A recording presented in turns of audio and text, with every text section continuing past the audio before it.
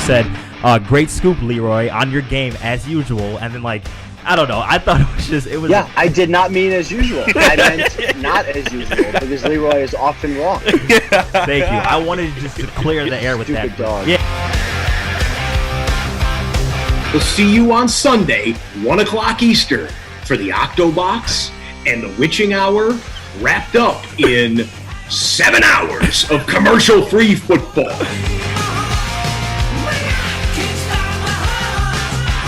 Your favorite one that you had, that you had said. All right, let the bitch walk. Thank you. That's the one. Because That's I the was one I so wanted. angry.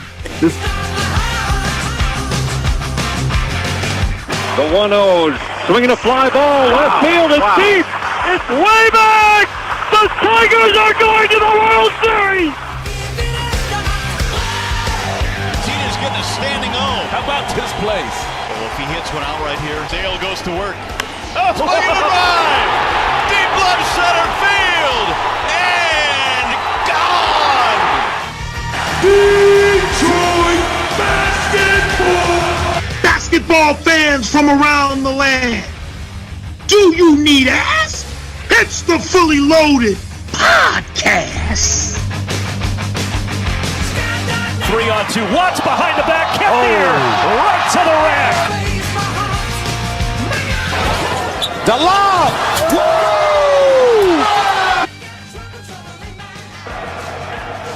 Turbush out of the gun, wants to throw. Quick pass, it's picked off. Raymond Taylor off to the races. Taylor, touchdown!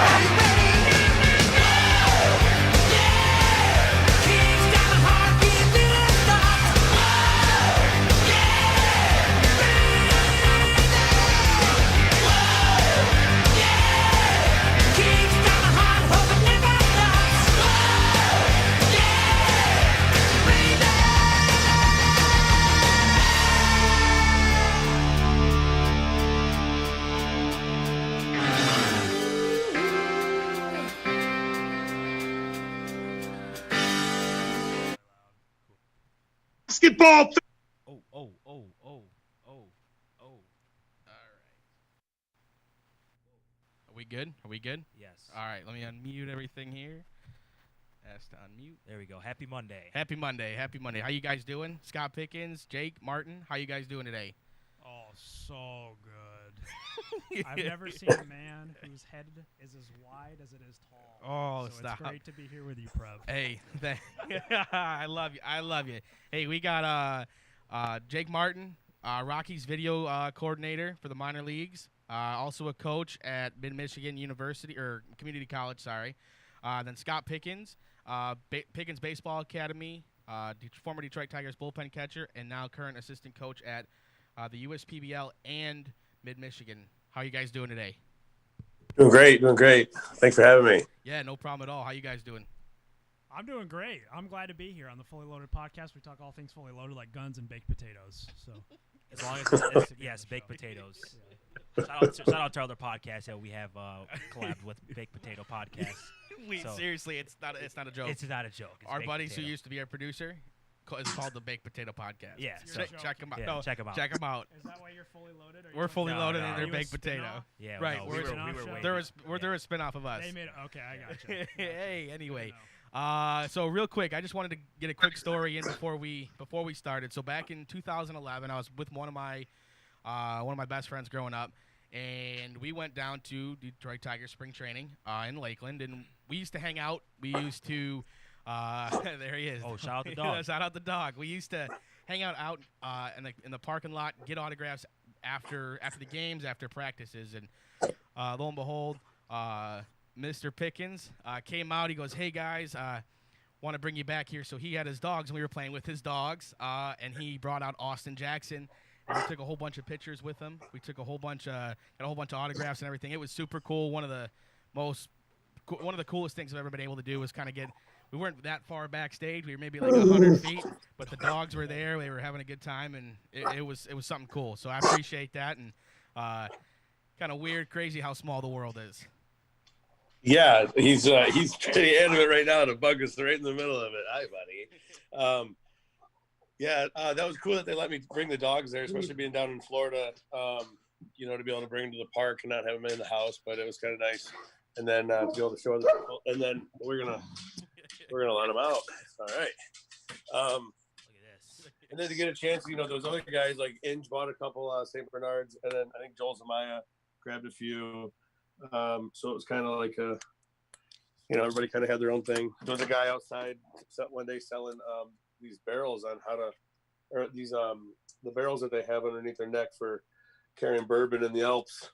So they made some and they put the names on it. So that was kind of neat. That's awesome. But yeah, the dogs made it nice. No, yeah, it was super cool. Just one of the coolest memories we've had. Just to, as fans, we don't really get to see anything behind the scenes. And I think we waited till like 5-6 o'clock at night, and you dogs were there. It was just super cool. So again, thank you for that experience. Yeah. So is that your only dog that you have, or do you have a couple? I have 2 St. Bernards. And Diego was one of the names. I don't remember the other name back in 2000. That was Diego. The other one that you saw was Wallace, and unfortunately, my last year there, the very first day that we were at spring training, he must have got knocked into the other dog. We left him out by the pool area, and he got knocked into the pool. So it didn't turn out very well for him. But I had him down there for 7 years out of the 8, and they never once had trouble next to the pool. But he did the first day, so that was kind of sad. But the Diego made it, and I got another one named Dakota. So awesome. That's awesome. So Jake, let's talk about me and you, and also Mike, who's in attendance for today. We worked the inaugural season, and now you are still currently employed, or were currently employed through the USPBL. So talk about your experience at the United Shore Professional Baseball League. Yeah, I've had a pretty crazy experience at the United Shore Professional Baseball League. I've been there for about 4 years. I don't know if I'm going to go back, so I hope this isn't the first you're hearing about it, Mike. But this might be my last year. His boss is in the so background. I got a job with the Rockies as a minor league video coordinator this past off season, and then due to the COVID situation, the season was canceled. So it's unfortunate for me. Obviously, a lot of other people have been more affected by COVID than me, just not being able to work a job. So props to those people who've had a harder time than I have. But I was lucky enough to go back to the USPBL, and I've had some crazy experiences. I was the clubhouse manager this year, and then 2 years ago. Last year, I was actually a port manager in food and beverage department. I don't know if you knew that. Yeah, So I did remember that. Yep. I was a bartender, and I was working in food and beverage. And the year before that, I was a baseball operations intern. So I've done PA.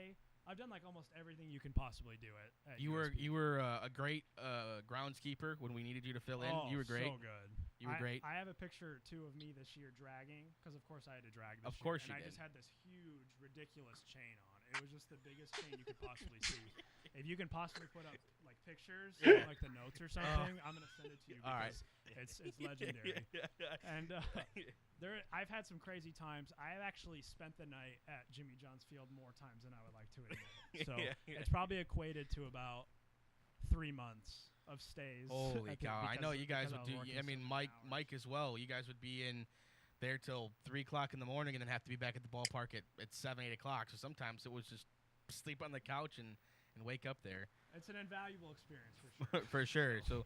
So Scott, you Pickens Baseball Academy. You want to give us a little rundown on how you created that and what the plan is for the future? Yeah, after we got done with the Tigers, I started helping coach other organizations, and then just decided to run it myself. I mean, the kids ran out on the field one day with Pickens baseball shirts on, and they said, you should just start doing your own thing. And so the kids made a logo and put it on a shirt. I just said, we'll run with it. That sounds good. So we had our first tryout, and then we started out with 2 teams, a 10-year-old and a 14-year-old team. It's probably 5 years ago.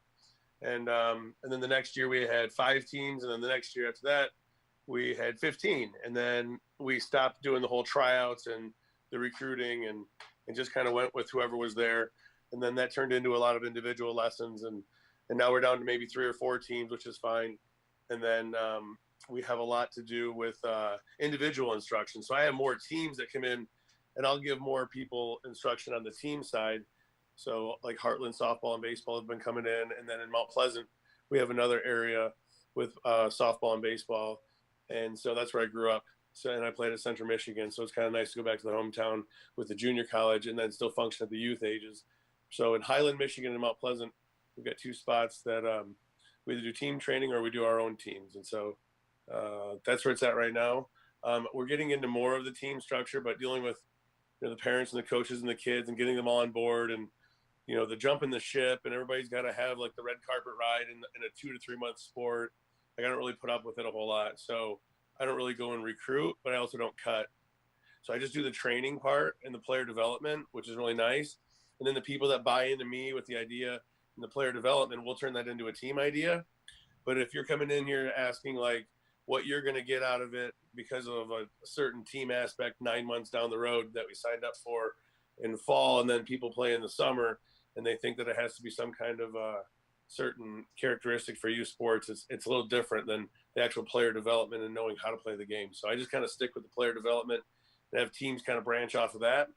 And that's has been a little bit more, I guess, easy to deal with than making sure that we have, 2 10U teams and 4 14U teams, and this kid's got to go here, and that gets a little bit crazy. No, so it really does. I am in charge of an organization down here in Shelby now. I just got the position this year, and I totally understand what you're saying, dealing with the parents, the different coaches, trying to make sure everybody's somewhat happy, and there's no, there's limited issues, I guess, and so I totally understand where you're coming from on that side, and the player development is where you want your coaches to kind of to take control, but some of the parents can get over the top, to say the least. Right. So I started out just doing lessons, and that worked out really well. And then I was like, well, man, I'm giving all these lessons. What if all these kids are on the same team? So then we started doing the team idea. And then that turned into like multiple teams, and then people were rating themselves and this, that, and the other, instead of just coming in for training. And we kind of lost. It went more into a business side of like how many teams we had, instead of like, I just only had the kids there that wanted to do the training first and the team idea second. And then we put them into teams, and that's where we're at right now. That's why it's the best. So, but it's still available for everybody. I mean, we still have all ages, and you can either be on a different team or with the team, and you can come get training from us. We have easy deals, but most of the time that the teams, they'll have their own idea, and then they'll ask those kids to go get other instruction. So we just mix the instruction and the team idea into one payment, instead of saying there's a payment for team, and then you have to go get more instruction, and that becomes more payment and more facility time. So just kind of mix it all into one. It's pretty easy, but it's a lot of fun. It's not bad. I was going to be a elementary school teacher from CMU. I graduated, and one of them was PE, math, and language arts. So I guess I'm just it's my own baseball gym teacher type deal. It's kind of fun. That's awesome. So my question for you, or I want to talk about you playing with the Tigers and stuff. So every time I went to the Tigers game, I always saw you in the bullpen catching those guys out there. So Verlander, or pitchers in general, what pitchers do you think, or what was it like catching those guys, in all honesty? Well, it was awesome because each guy had their own little routine. You're going to find out what they do. But the action on the ball was always different. So I always thought that, in college, you'd catch a guy throwing 92 to 94. Once you get into the big leagues and they're throwing, Zumaya was at 104 and Verlander was up to 102. And, even Farnsworth and Jason Grilly and Rodney, they were 99, 100. So, but they each had a little bit different action. So Rodney had one of the best changeups that I had ever caught. And then you had Purcello's sinker, and you had Scherzer's slider, and then you have Verlander had 4 pitches that were, above average. So it's I don't know, it's just kind of neat. Or you get like Todd Jones, he was more of a sinker towards your feet, or and then a cutter away from your feet type guy. So he'd set up hitters a little bit differently. But to watch all their stuff work, and then you get a game scouting report. You got like Mike Maroth is throwing 77 to 79, and he'll get the same scouting report to get the guys out as maybe not the exact same scouting report, but they're setting up with the same team, and then Verlander pitches the very next day and he throws 102 in the 9th inning. So it's like, it's kind of nice to watch both, but to catch guys and then watch them get through it, or I guess deal with adversity is kind of fun. But that was the best part. Everybody had their own little thing. So is Scherzer as crazy as we were led to believe in his routines and his just kind of his bulldog mentality on the mound? Is he one of those guys that you don't mess with on game day, or is he kind of more laid back than I guess he presents Who is himself? that? Who is that again? Scherzer. Which guy was that again? Max Scherzer. Oh, Scherzer. Yep. No, he's pretty. Yeah, he'd get intense with his workouts, so he would take it real serious that way. You know, when he goes, he's not just going to go out there and jog on the stairs. He's going to go out there and like power run through the stairwell. He's like really getting after it. If he's going to play long toss, like he's really getting after it, like the shuffling, the chucking it, the grunting, the everything. So that was kind of nice to see his routine that way, being that, I guess, that engaged. But, you know, his routine also mixed in with like, after he would throw a strike in the bullpen, like he would do this thing where, you know, because the glove would pop and then it would be like, oh, that sounds like a gun. So he would act like he's pulling his gun from his holster on the side and act like he's shooting his pistol like Wild West style. And so then it turned into he would throw a good curveball. And so we'd always call, you know, we'd call it the horn. You know, we'd be like, oh, it's a horn. So then we'd start acting like we're pulling down the rig horn from an 18-wheeler. And so he would have something for every pitch. And so that just stayed into routine every day, and the routine works. And so just adapting to each person's style was kind of cool. But then, you know, you get a guy that called up or it's his rookie year and he would like his legs just shaking like crazy. You know, it's like adrenaline pump just kicked in and he's all nervous about going out on his first time. So you got to run out and calm those guys down, you know, for their first moment. So that all of a sudden comes up into their personality. So it was kind of neat to see all the different stuff, but definitely, I learned a lot how to catch a little bit differently. I think my knees were a little bit pinched, a little bit lower to the ground, and I put my wrist real close to my kneecap, which wasn't as efficient as getting up a little bit higher. And then if I was in front of my knees, I could reach out and catch the ball a little bit more. And Vance Wilson showed me how to do that. And I was really struggling with Andrew Miller, and his ball was going 94 one way, 94 or 97 the other way. Didn't matter if he was telling you which way it was going or not. It's just the way that he was coming down the mound. He would either step in front of his front foot and cut his body off. Then sometimes he wouldn't cut his body off. But when he's asking you to tell you that he's going to throw a sinker or a slider or a cutter or whatever else he had, but it wasn't going in the same direction that he wanted it to some of the times. So, but if I got up into the right position, then I caught a lot better. And I'm like, man, I wish I would have learned that through college, you know, or I wish I would have learned that through, you know, 9U. So that's why it's the best part is I get to take everybody else's routines and then tell everybody else about all these little kids and college kids that are trying to make it and see if it helps them. No, so. That's awesome. So Jake, you're both you guys are assistant coaches at Mid-Michigan Community College. Give us a rundown on kind of what you're doing and how the program is newer, because when I played at Macomb Community College for 2 years, so they were not in existence at the time when I played. So give us a little rundown on everything. Yeah, the program is 3 years old, if I'm correct. It's actually just Mid-Michigan College. Okay. It's been changed. I mean, not a big deal, but I just wanted to throw that out. No big deal. No big deal at all. So yeah, we're new and we have a new staff. So I know Scott's been there, I think, since the beginning. If not, maybe the second year he was there. Have you been there since the beginning? No, I was not. We took over 16, 17 months ago. The head coach did, Steve Robinson. You said 16, 17 months ago? Yeah. Okay, cool. So yeah, so I just came on about a month ago too. And pretty much like the goal that I've pretty much picked up since I've been there, that's been like assimilated to me, is like we want to get guys who are like gonna like help us build our program, and then also like we want to help guys like move on to where they want to go. So like we're really big into development. So pretty much what we want to do is like develop players and then kind of like move them on to where they want to be, and then they can get like a 2-year education from us also. So pretty much like going to JUCO is different, because if you're interested in going into the draft, for instance, and you want to go to like a Division I school, you have to play there for 3 years until you can get drafted. So you can either come out your junior year or your senior year. And the difference with JUCO is that you can play 1 year or 2 years, and then you can go immediately to the draft.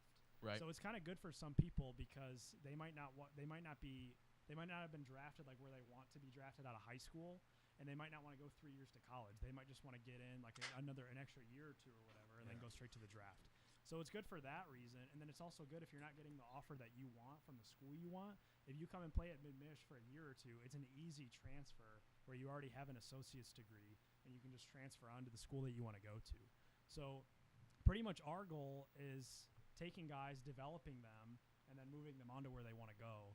And we're really good at developing because we have a strength and conditioning coach who used to be with the Yankees. Okay. He actually won, I think the award was like Strength and Conditioning Coach of the Year or something like that. His name's Dana Cavalea, and Scott knows more about him than I do, actually. Yeah, Scott, so go ahead. Should get in let us know and talk about him for a little bit.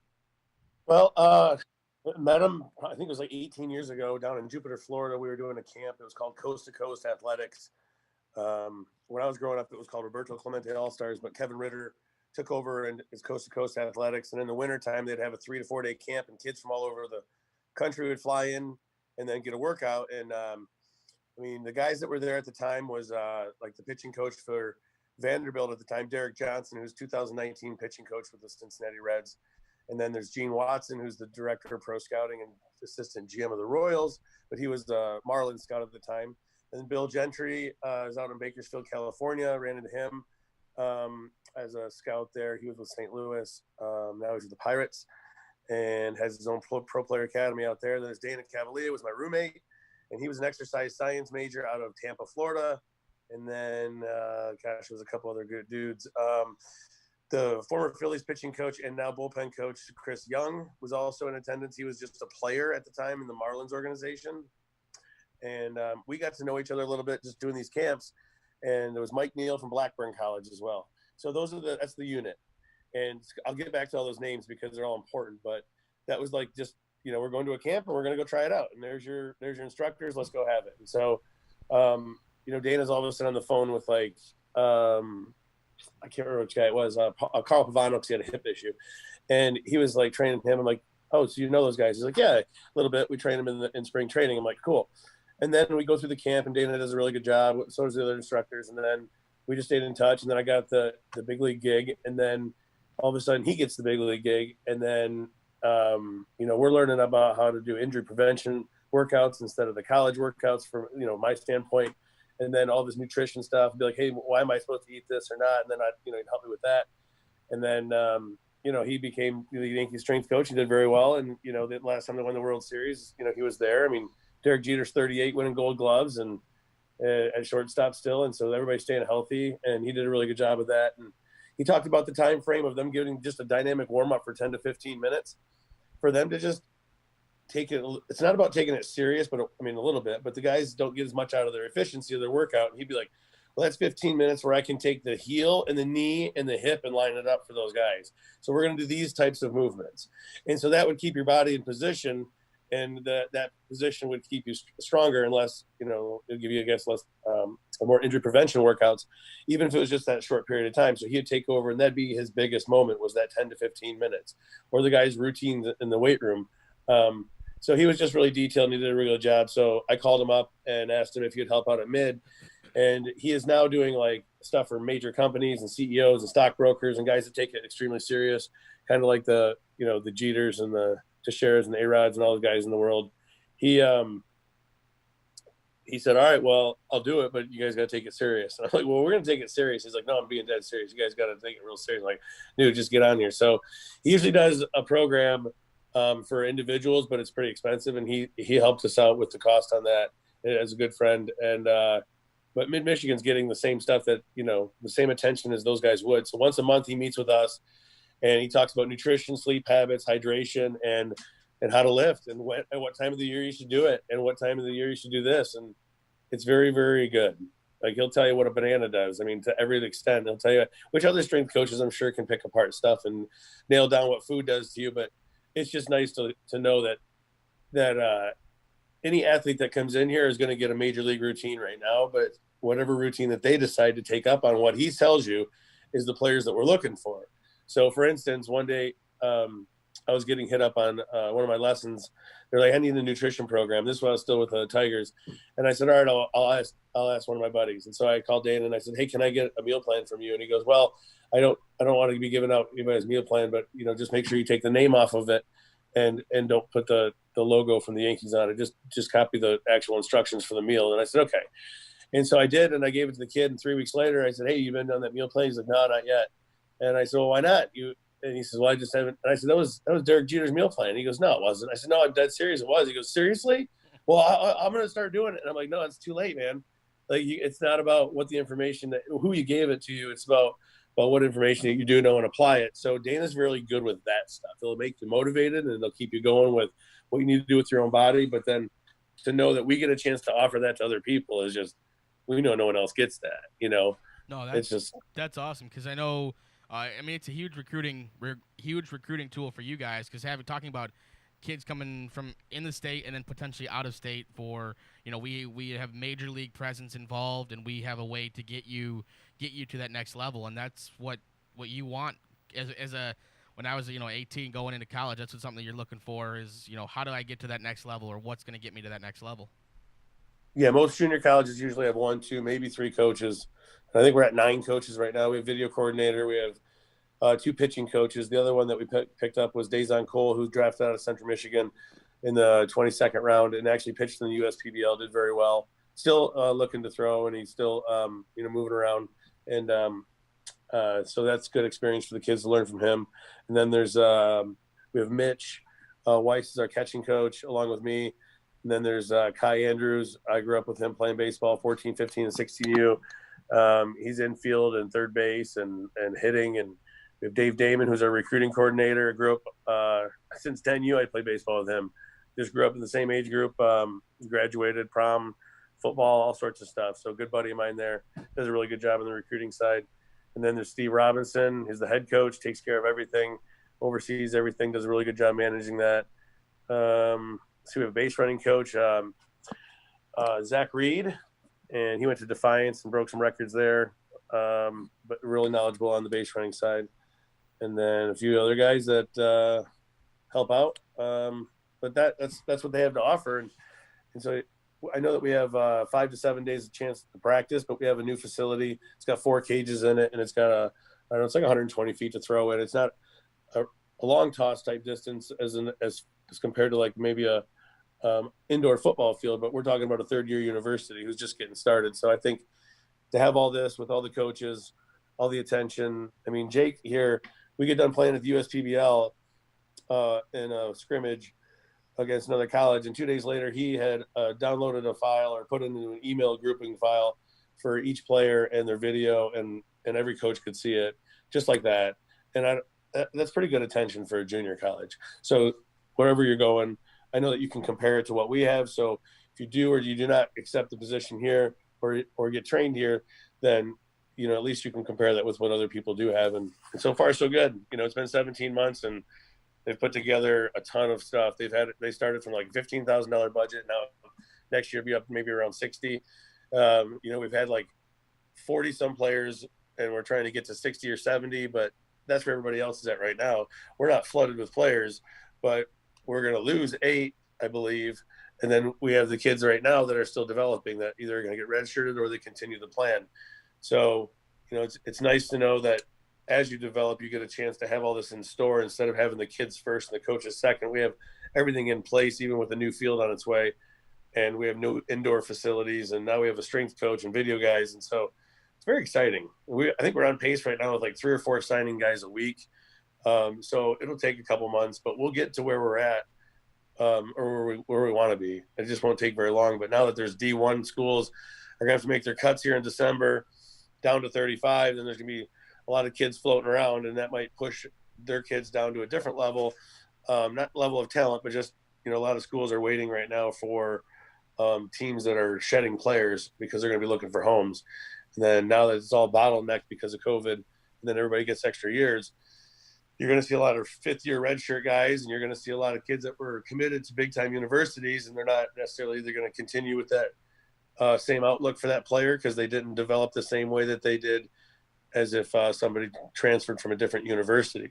So right now, junior colleges are going to get filled up, but if you're a junior college that already is filled up and you've got these promises to these kids, then it's probably going to be tough for you to replace those with new guys when we're over here saying we actually have room for a good 15 to 20 kids plus the 8 we're leaving. So we reached out to a few guys, and Mike Neal reached out to me from Blackburn College and told me that a kid from Texas was interested in a Michigan school. So we spoke with him, and a month and a half later, we've got 9 committed from the state of Texas going to Mid-Michigan University. So it's happening very fast, but it's very good. Right. So we have grown exponentially so far.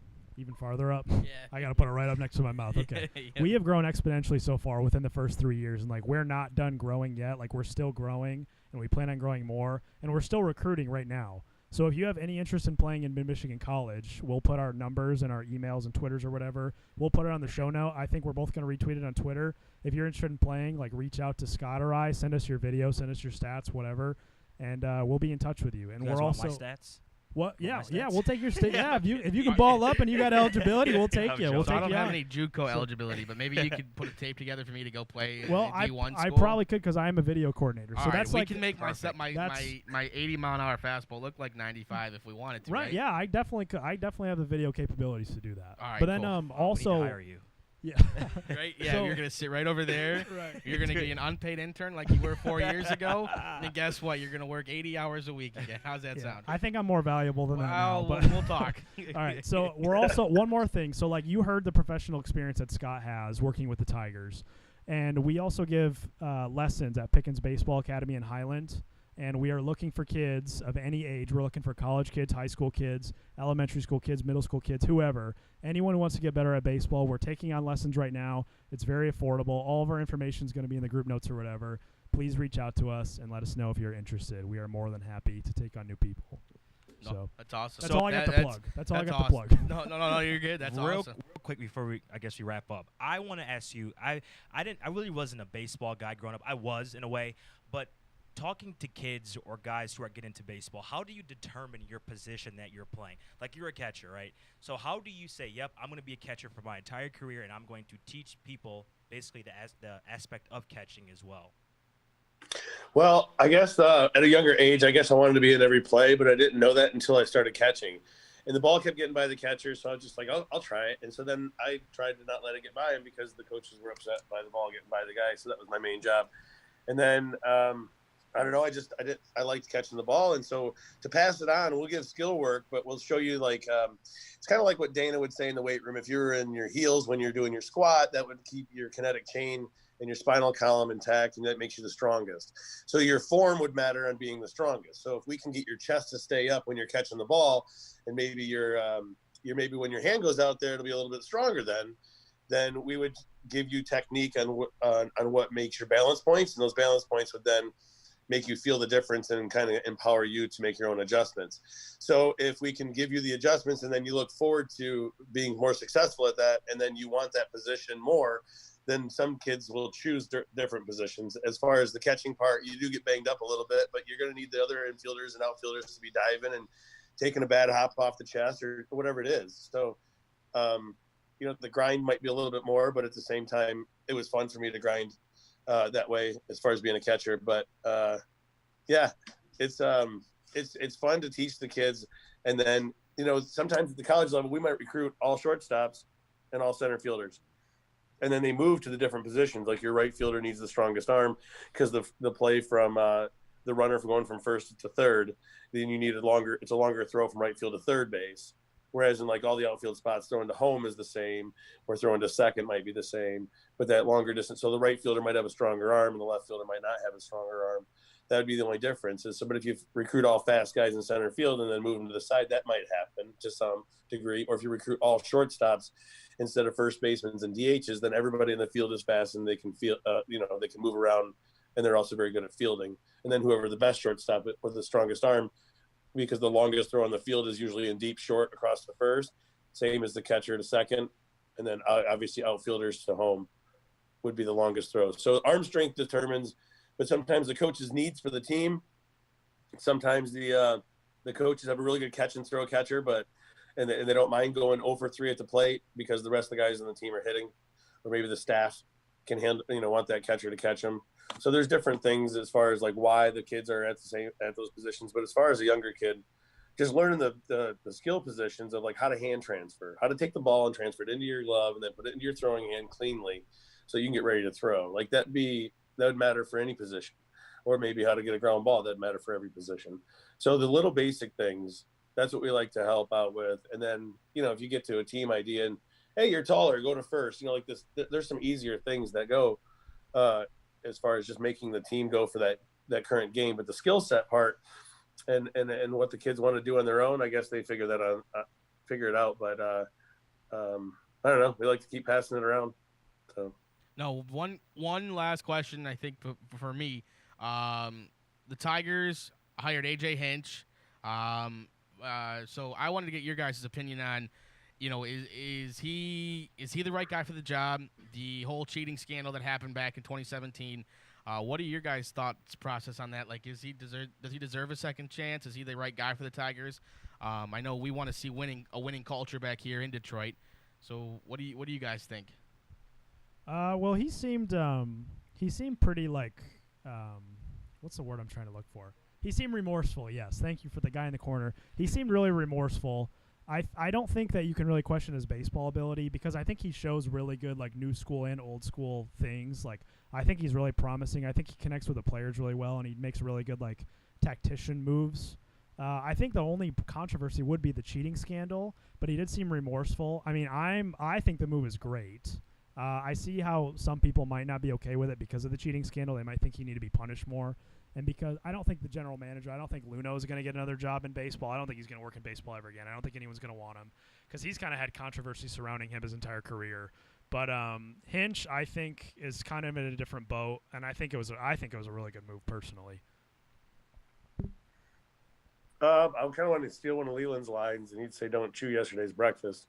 But at the same time, I know that you asked, what you think, but I don't know him personally, but I do know what I've heard of him, that he's the best out there for the job and that he really understands the game. And I also heard that he's the type of guy that would be the one interviewing the Tigers instead of the Tigers interviewing him. Like that's the kind of guy that he is. So he's the best for the organization and for the team. With the cheating or non-cheating or whether it was all his involvement or not involvement, there's just so many different things that it seemed like, it's not just to be pinned on one person, but I think that he's dealt with it, dealing with the adversity part. I don't think I've ever seen him, change his mood or the way that he's going to deal with the future. I don't think it's going to get in the way is what I'm saying. So if he's the best manager out there for the job and it's not going to get in the way, then I think it's a great move. Sometimes it's tough too. Like it's always not in the hands of one person, even though that they're the person that's got that job. So if the GMs bring in certain players and certain staff, then does that all gel together? Is it always going to be where, if let's say you're the player development guy and somebody hires somebody in to be underneath you, and then all of a sudden you're like, well, do I change the guy's swing or did the GM bring in this guy because he's going to help the team and we need to help this guy develop, or do we already like what his mechanics are? How does he deal with adversity? Like that little player development part usually isn't there because it's the big leagues, but if there is a little thing that goes on, is that always on the guys that are developing? Like if the guy gets thrown out, is it always the base running coach's fault? Whereas in do you may just not have a fast team, or maybe your head coach likes to push the button a little bit more to try to steal, even though you don't have a lot of fast guys. It's not like they have the green light, so there's a lot of different things that happen to the game, that it's not just a cheating scandal, or it's just because the manager's really good, or, it's if the GM brings in a lot of good guys, sometimes the manager might look really good. It doesn't matter. It doesn't matter how good the manager is. And then sometimes the manager is really good and he doesn't get anybody.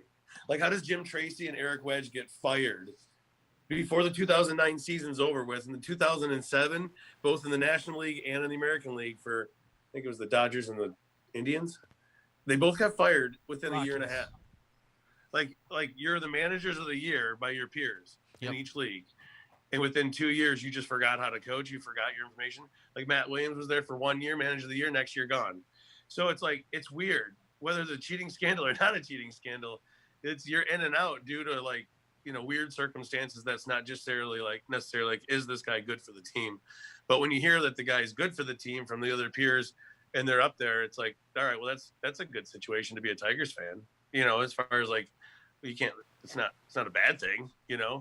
I don't think I'm worried about the cheating scandal though. Not at all. Yeah. As long as you don't get another Matt Patricia, that's all. Not take anybody else. Take anybody else. I don't know if that's the coach there or if that's the players or a combination of both, but we're miserable as Lions fans. Well, I just want to piggyback too off what you're saying about the awards or whatever. I think pretty much the manager of the year award goes to the team who is not expected to do well, that does better than how they're expected to do, and I think they just give it to whoever manager's in charge. So I think you're totally right that we don't really know what the manager's doing, and I just think that the awards are pretty much all the awards are completely flawed in some way or another, especially the Gold Gloves I and the think Manager of the Years. I mean, I have a beef to pick with Derek, not necessarily Derek Jeter, but the writers on the Gold Glove I situation. Do. I have a beef to pick with Derek Jeter. That man is. Oh, that come man is on. horrible. Hey. I have dark You know dark what? secrets about that guy. Hey, I'll be. Dana's gonna kill you. Hey, you know what? I love Derek Jeter to a point, but man, I just don't know if I'll leave it there. I don't know. I don't want to bring. I don't want to bring up. Is that he stayed healthy at 38. Right. You know, he That's did. what- He did stay healthy, but I don't know if he was necessarily a Gold Glover at 38. So I don't know.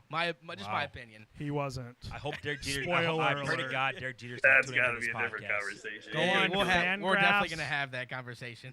Fangraphs.com, baseballreference.com, whatever.com you can go to that'll show Derek Jeter's fielding stats. Stop. And you'll see that he Stop was it. not a Gold Glove shortstop. You know Dana's what? gonna punch you. He was a great, unbelievable hitter. First ballot Hall of Fame hitter. But Absolutely. You know what? He defensive run saved. He's one of the worst all time. So It is the worst It of all is. time. Negative 152, Yeah, I believe. and, which is I'll really, tell you what. really When we were horrible. playing against him in the playoffs, and everybody's got to figure a way on how to get that guy out. He's a great hitter. Jeter's a great hitter. He's a great Like hitter. 5 for 5 against us the quiet. first game. He was like 3 for 5 the next game. It's like walking, and he was super clutch. And it was whether or not people want to argue whether this, that, or the other for some award, but I know that he was always in position when he needed to be, where he needed to field the ball. So just because you don't need to run like a 6'6", 60 at the age of 38 or something. But I know what you guys are all getting into. No, but that's a conversation for another day. Yeah. I can talk about it all day. Whenever you want, I'll talk about Derek Jeter. You're crazy. I don't know. Is my mic on? I don't even know. Can you hear me? I can hear you now. Can you I hear can me? hear you now. All right. Thanks for stopping by, Scotty P and Jake. Something stank. That's me. Jake, something stank. That's really interesting. Check us out at fullyloadedpc.com. Check them out at one more time. Say everything one more time. Everything. Scotty Pickens Baseball Academy. Something stank. Something stank. Something stank. Yeah. At all the at Fully Loaded PC. Thank you guys again. All right. We appreciate it. Thank you guys for coming by and check us out. And we are out. Thank you. Had fun.